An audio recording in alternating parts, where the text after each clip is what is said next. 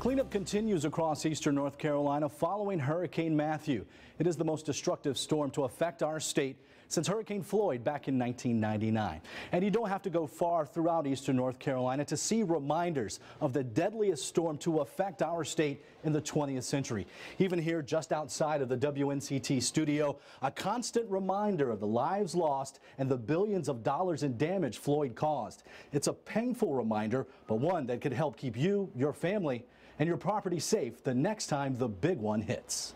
If we just had Floyd, there probably wouldn't have been a flood. But Dennis came 2 weeks before and saturated the area, and then Floyd just added insult to injury. September 1999. 53 people died during Hurricane Floyd, a storm that caused $4 billion worth of damage in North Carolina. Fast forward to October 2016. As Hurricane Matthew approached our coast, many warned it could be the next Floyd.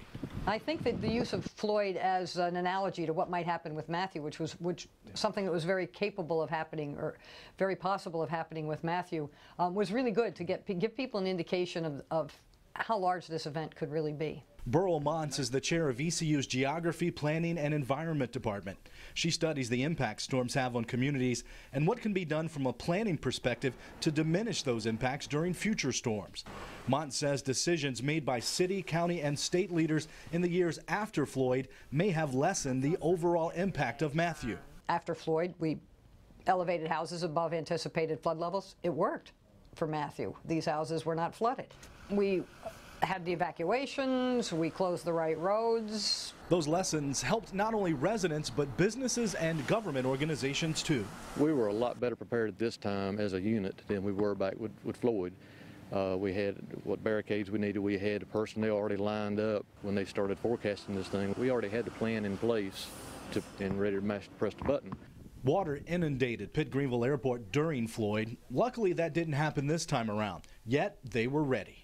In Floyd, we only had a single level, and so a lot of our equipment was ruined and our files and things. This time we had enough advance warning. We were able to take a lot of our building contents and our equipment up to the second floor.